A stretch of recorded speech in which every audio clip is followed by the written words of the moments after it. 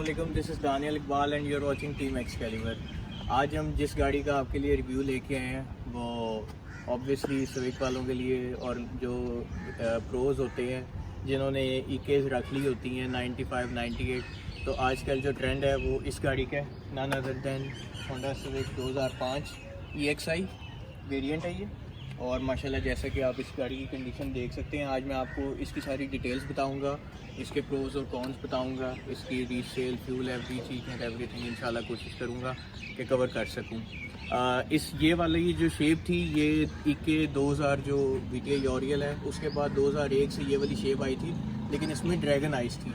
तो उसकी लाइट्स यानी कि छोटी थी, उसको ड्रैगन आइस के नाम से वो मशहूर है। बाकी जो है गाड़ी सेम यही कंडीशन में थी, इंटीरियर का फ़र्क था, उसमें ब्लैक इंटीरियर आया हुआ है और इसमें आके इन्होंने फिर ये बीच और वो कलर कर दिया था।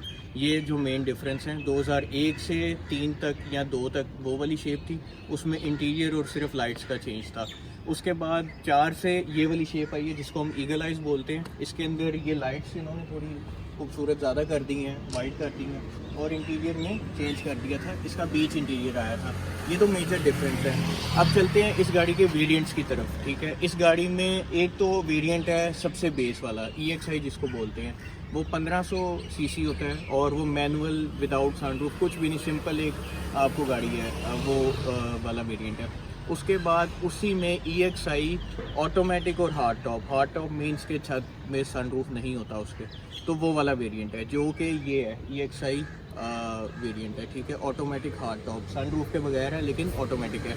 उसके बाद आ जाता है VTI में बेस वेरिएंट, सिंपल VTI, वो उसमें मैनुअल और हार्ड टॉप, कोई सिंपल एक सिर्फ आपको शेप ये वाली मिल जाएगी, लेकिन उसमें कोई भी सनरूफ भी नहीं होगा, ऑटो भी नहीं होगी। फिर आता है VTI ऑरियल जिसमें मैनुअल और सनरूफ आ जाती है।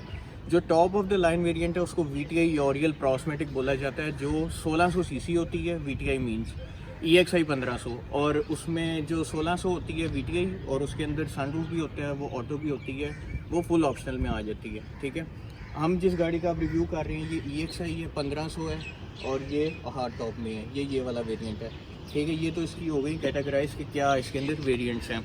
जो इसमें 2001 से 3 वाली शेप है उसमें भी सेम यही वेरिएंट्स हैं, और जो ये वाली शेप है इसमें भी सेम यही कैटेगराइज आप इसको कर सकते हैं। लेने से पहले किसी को अगर पता हो तो EXI और VTI में ये है, EXI 1500, VTI 1600, ठीक है। अब गाड़ी के चलते हैं एक्सटीरियर की तरफ। जैसा कि आप देख सकते हैं माशाल्लाह गाड़ी की लुक, ये गाड़ी आपको पता है होंडा हमेशा बस रिम टायर आप खाली डाल दें तो थोड़ा स्पोर्टी लुक में आ जाती है, और माशाल्लाह गाड़ी बिल्कुल नीट एंड क्लीन कंडीशन में है, जैसा कि भाई आपको बॉडी दिखा सके।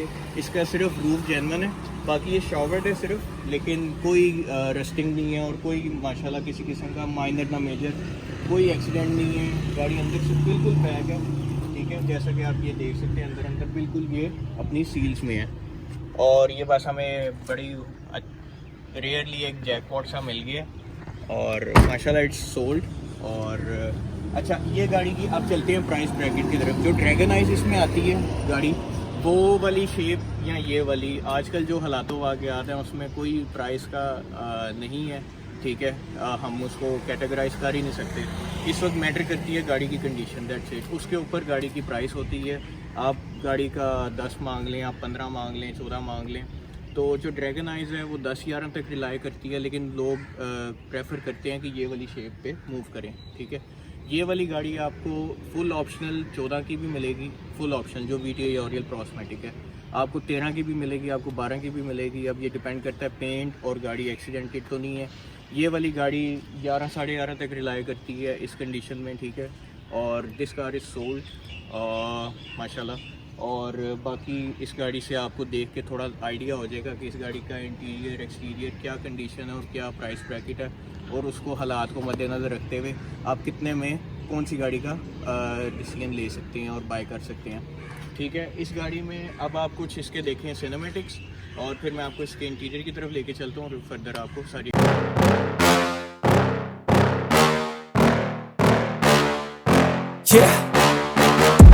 Please tell me that I can't, that I won't, that I fail, that I'll never make it out, yeah. Please tell me all the bad, never good, fill my head full of every single doubt, yeah. Please say any negative thoughts, I pop off when I hear people say I cannot. I get off to the thought of proving everyone wrong, I won't stop to the top, so you better back off and get lost. I'ma stay loud, stay proud, never running out, never heading south. I'll be spreading out, call it word of mouth. Can't put me down, I'll be getting loud. You can have it douse, not what I'm about. Have your f***ing cloud, it be raining now. I keep making sound, go another round. I'm legend bound, can't stop me now. You don't wanna f*** with me. A slow burn like a disease. Just tell me that I can and I'll show you things that you couldn't believe. Just tell me that I can. Just tell me that I can. Just tell me that I can. Just tell me that I can.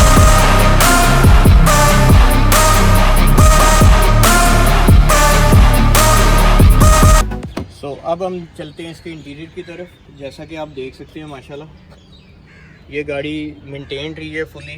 5 से 6 साल से honour के पास थी जिनसे हमने by की है, और गाड़ी की हालत आपको खुद ही बता रही होगी कि गाड़ी किस कंडीशन में है। अंदर से इसकी सील्स और ये छत, आप ये सारा इसको देखें कि आप इसका क्लस्टर और क्या इसकी कंडीशन है।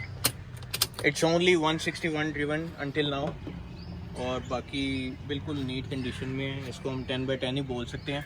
अच्छा, let me tell you one thing, ये गाड़ी लोकल असेंबल्ड है। ये एक बहुत मेजर फैक्टर है। जो इससे पुरानी वाली ईके वाली शेप है वो सारी जापानीज़ हैं, ठीक है, इंपोर्टेड थी। इसीलिए उन गाड़ियों के अंदर जो कैबिन नॉइस है, उन गाड़ियों के डैशबोर्ड्स, उन गाड़ियों की बिल्ड क्वालिटी वो बहुत ज़्यादा अच्छी हैं। लोग ज़्यादा ईके को इसीलिए प्रेफर करते हैं क्योंकि उन गाड़ियों की जो चादर जिसको आप बोलते हैं, जो मटेरियल यूज़ किया हुआ है, जो इंटीरियर में सारे डैशबोर्ड में यूज़ हुआ हुआ है, वो काफ़ी हद तक फ़ाइन और अच्छा है इंस्टेड ऑफ दिस वन। क्योंकि ये लोकल असेंबल्ड है। आपने ये गाड़ी बहुत ज़्यादा रुली भी देखी होगी, इसके डैशबोर्ड पे लाइंस आने लग जाती हैं। थोड़ा अरसा कोई भी मतलब डेलीकेट सी है ये गाड़ी टोटली, ठीक है। इसलिए जो रेसर्स होते हैं या वो लोग भी उसको प्रेफर करते हैं ईके को इंस्टेड ऑफ दिस वन, क्योंकि एक तो ये लोकल असेंबल्ड है। और let me tell you one thing, इस गाड़ी का ईके से कोई कंपैरिजन नहीं है ड्राइव में, क्योंकि वो गाड़ी की बिल्ड क्वालिटी, कैबिन नॉइस बहुत अच्छी है instead of this one. And I personally don't like this shape, ये वाला जो वेरिएंट है। अगर आप ईके के यूज़र रहे हैं ना किसी एक टाइम पे, तो मेरे शायद आप उससे एग्री करें या ना करें, लेकिन ये वाली गाड़ी लोग इतना लाइक नहीं करते। इंस्टेड ऑफ दिस वन लोग रिबॉर्न के ऊपर प्रेफर करते हैं, क्योंकि वो एक प्रॉपर रीबॉर्न वाला हिसाब है इंटीरियर एक्सटीरियर हर लिहाज से, और वो गाड़ी की ड्राइव ज़्यादा मज़ेदार है इंस्टेड ऑफ दिस वन। तो I personally also don't like this car. मैं ईके को ज़्यादा प्रेफर करूँगा, लेकिन लोग इकनॉमिकल जिसने एक बंदे ने यूज़ करना है, या जो मॉडल का होता है शुदाई के भी मैंने अब से आप मॉडल रखना है, या ईके नहीं है वो थोड़ी ओल्ड फैशनड है या जो भी साहब है, तो वो फिर ये वाली गाड़ी पे मूव करता है। गाड़ी बहुत ज़्यादा बुरी नहीं है, लेकिन हम ईके चला के ईके यूज़र को शायद ना कोई सूटेबल ना लगे। हाँ, just for the sake of this thing के ईके से वो मूव करना चाह रहे हैं एक शेप न्यू में, तो उसके लिए वो होगा। लेकिन ड्राइव वाइज ईके is better than this one, और रिबॉर्न के ऊपर फिर डायरेक्टली अगर कोई स्विच करे तो वो ज़्यादा उसको सूटेबल है। अच्छा, ये गाड़ी 2004 से 6 तक आई है, 7 से फिर रिबॉर्न वाला वेरिएंट आ गया था, ठीक है। और उसके बाद अब मैं आपको बताता हूँ कि जो इंटीरियर में, जैसे मैंने आपको पहले भी एक्सप्लेन कर दिया था, इसका सारा बीच का टच है, सीट्स का और डैशबोर्ड का। लेकिन जो दूसरी आती है ड्रैगन आइज 2001 से 3 तक, वो टोटली ब्लैक होता है उसका इंटीरियर, ठीक है। और इस गाड़ी की अगर हम चलते हैं मार्केट में, वो मैंने आपको एक्सप्लेन जैसा कर दी है, रीसेल वैल्यू गाड़ी की बहुत अच्छी है, क्योंकि लोगों के पास सिटी सिविक या ये वाली करोला, ठीक है, यही इन गाड़ियों के जो हैं कैटेगराइज हैं, लोग इन्हीं को प्रेफर करते हैं। लांसर वाले तो, लांसर का तो खैर इन कैटेगरी से कोई लिंक ही नहीं है। मतलब यही आपके पास प्राइस ब्रैकेट में 10, 11, 12 में रेंज होती है, जिसमें आप ये 3-4 गाड़ियाँ जो है ना वो ले सकते हैं और बाय कर सकते हैं। इस गाड़ी की इंटीरियर के बाद अब मैं आपको इसका इंजन कंपार्टमेंट दिखाता हूँ और इसके इंजन की सारी एक्सप्लेनेशन देता हूँ। ऑलराइट गाइस, तो जैसा कि आप देख सकते हैं इस गाड़ी का इंजन कंपार्टमेंट, ये 1500 सीसी वाला वेरिएंट है और ये 115 HP जनरेट करता है, और ये बिल्कुल स्टॉक कंडीशन है, कोई इस गाड़ी में ऑल्ट्रेशन नहीं की गई है, ठीक है। डेली ड्रिवन है, each and everything is in stock condition. गाड़ी की अगर आप सीरीज़ देखें, किसी भाई ने अगर देखनी हो, बाय करनी हो, तो इस गाड़ी की ये कंडीशन होनी चाहिए। अच्छा, मोस्ट ऑफ द CFs का ना ये बैटरी तेज़ाब वाली फटने की वजह से ये चीज़ ख़राब होती है, जैसा इसका भी है, और इसने ये बोनट को भी अंदर से थोड़ा डिस्टर्ब किया है। अदर देन दैट ये इसका कोई इतना इशू नहीं होता। और ये 115 HP जनरेट करती है गाड़ी का पिक, गाड़ी का रेव, गाड़ी के अंदर कोई ऐसा मसला नहीं है। आप इस गाड़ी को लॉन्ग के ऊपर डालें लगेज के साथ तो ये पूरे मज़े कराती है, मीटर लॉक करती है। जो गाड़ी की फ्यूल एवरेज है वो 8 to 9 है सिटी के अंदर। 9 वाला तो खैर मुश्किल है, जो हमने अभी कैलकुलेट की है वो 8 की ही एवरेज निकली है इसी के साथ। और लॉन्ग के ऊपर ये 13 कर देती है, 12 से 13, ठीक है, जो इसकी एक्चुअल फ्यूल एवरेज है। बाकी कोई केजी 10 करती है, 11 करती है। इससे ज़्यादा मेंटेन गाड़ी मेरा नहीं ख्याल किसी के पास होगी भी तो उससे भी वो एग्री करेगा। ऑटो वेरिएंट ये इतना ही देता है, जो इसी में मैनुअल वेरिएंट अगर आप ले लेंगे वो 10-11 कर जाएगा। अच्छा, अब गाड़ी के चलते हैं ड्रॉबैक्स की तरफ। ड्रॉबैक्स में एक सबसे बड़ा इसका ड्रॉबैक है इसके इंजन की ना, इस इंजन की D15 जो है, D सीरीज़ का इसमें इंजन है। इसमें लीकेज ये तेल उड़ाती है, ठीक है, मतलब ये अभी इस तरह नहीं कर रही है, लेकिन इसमें ड्रॉबैक्स मोस्टली ये आता है कि ये इंजन ना तेल कम करते हैं। विदाउट एनी रीज़न आप इंजन कुछ अर्सा रखेंगे भी, थोड़े अरसे बाद ये इंजन का तेल कम करने लग जाती है। और इसका कोई मुझे नहीं आइडिया कि क्या इसका रिंग का इशू हो जाता है, क्योंकि पोर्ट के ऊपर इंजन पड़े उनके अंदर काई जम जाती है या क्या होता है कि वो जल्दी उनके रिंग ख़राब हो जाते हैं। लेकिन माशाल्लाह मतलब ये तो गाड़ी मेंटेन्ड है, इसका कोई ऐसा इशू नहीं है। और लेकिन मोस्टली ये गाड़ियों में मैंने नोट किया है, क्योंकि मैं ये काफ़ी रख भी चुका हूँ और जिस तरह D17 मैंने काफ़ी ऑर्डर भी गाड़ियाँ रखी हैं, तो ये मेजर एक ये इशू है। सेकंड इशू ये है कि ये गाड़ी थोड़ी सी कंजस्टेड है, ठीक है, अगर आप इस गाड़ी को ड्राइव करेंगे ना तो थोड़ा फील होता है। थर्ड, आपको मटेरियल जो अंदर है ना वो लोकल टाइप का, मोस्टली ये गाड़ियाँ दरवाजे खोलें बंद करें तो एक वो फील हो रही होती है कि एक लोकल टाइप की कोई चीज़ है, कोशिश उखड़ रही है कुछ। और फोर्थ जो है इसकी कैबिन नॉइज़, ठीक है, इसकी वो अच्छी नहीं है। इंस्टेड ऑफ अगर आप इसको कंपेयर करें इस करोला से या आप इसको कंपेयर करें EK से, तो इसकी बिल्ड क्वालिटी इसको कह लें या कैबिन नॉइज़ कर लें, इसके अंदर एक ये ड्रॉबैक है। थर्ड इसकी आ जाती है फ्यूल एवरेज। इसकी ऑटो की 8 ही एवरेज है। आप जिसने 8 एवरेज लेनी है वो रिबॉन के ऊपर फिर क्यों ना मूव करे, ठीक है, कॉमन सेंस है।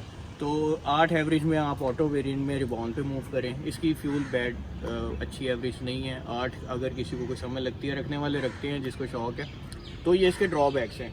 प्रोज में ये आ जाता है एडवांटेजेस में कि ये गाड़ी की लुक्स माशाल्लाह प्यारी हैं, गाड़ी की पिक, गाड़ी का रेव, गाड़ी का लॉन्च, लगेज के साथ भी गाड़ी अंडर पावर बिल्कुल नहीं फील होती है, ठीक है। गाड़ी की मेंटेनेंस कोई ज़्यादा कॉस्टली नहीं है, ईज़िली पार्ट्स इसके अवेलेबल हैं और गाड़ी स्मूथ है, ठीक है। कोई सच टेंशन नहीं होती या कोई मसला मसाइल नहीं है कि खड़का धड़का या कोई कुछ हो, बस गाड़ी आपको अच्छी मिलनी चाहिए। तो खैर ये इसके सारे थे। अब अगर इसको हम कंपैरिजन में लेके आएँ तो 2005, 6, 7 में इसके कंपैरेटिवली होंडा सिटी थी जिसको चूहा बोलते हैं, और वो एवरेज की वजह से अपने मशहूर है, लेकिन सस्पेंशन वाइज वो गाड़ी फारग है, या लुक्स वाइज भी एज सच नहीं है अगर आप इसके कंपैरेटिव इसको लेके आएँ। सिविक आपको पता है, सिविक वाला लौंडा वैसी तरह मशहूर होता है, और ये भी एक इसके एडवांटेजेस में से है कि जिसने अगर कोई गाड़ी प्रीमियम ज़रा अच्छी मम्मी डैडी रखी हो तो वो पसंद की जाती है।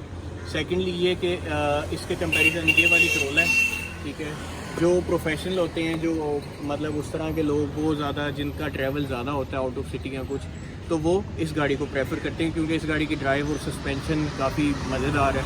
ये गाड़ी थोड़ी डेलिकेट है, ठीक है, ये गाड़ी सस्पेंशन का काम जल्दी निकाल देती है। ये गाड़ी जिस तरह इसका कंघी का बहुत ज़्यादा मसला आता है इस गाड़ी में, एक ये भी इसके प्रोज में मुझे याद है कि इस गाड़ी का पंप का बहुत ज़्यादा इशू आता है। लोग इसको रिबॉन का और इसको दोनों को ना इलेक्ट्रिक करवा लेते हैं स्टीयरिंग। ये पंप का इनका होंडास में ना EK से लेके रिबॉन तक यही इशू रहा है। तो बाकी ये है कि इस कंपैरेटिव में आपके पास 3 कैटेगराइज हैं। आप इसको करोला में बाय कर लें इसी प्राइस ब्रैकेट में 10, 11, 12 में, या आप EK के ऊपर मूव कर जाएं या ये वाली ले जाएं। अब EK भी आपको 9, 10, 11 की मिलेगी। आप ये सोचते होंगे कि यार ये CF है, उससे अगली शेप है। उसकी रीज़न सिर्फ यही है कि वो भी 9, 10 पे 11 पे गाड़ियाँ हैं, और ये वाली भी आपको 9, 10, 11 पे बिल्ड क्वालिटी, ये वो इम्पोर्टेड है, ये लोकल असेंबल्ड है। प्लस वो गाड़ी की ड्राइव जो मैं आपको बता रहा हूँ, drive, suspension, build quality, interior, उसका कोई कंपैरिजन नहीं है इस वाली शेप से। लोग इसीलिए लोकल को नहीं प्रेफर करते जिस तरह जापानीज़ लोग पसंद करते हैं। तो ये वही चीज़ें हैं, ठीक है। बाकी ये था खैर मेरा आज का रिव्यू। अगर किसी किस्म को की कोई क्यूरीज हो तो आप प्लीज़ मुझसे शेयर कीजिएगा और दुआ में याद रखिएगा, ठीक है। सी यू नेक्स्ट रिव्यू। अल्लाह हाफ़िज़।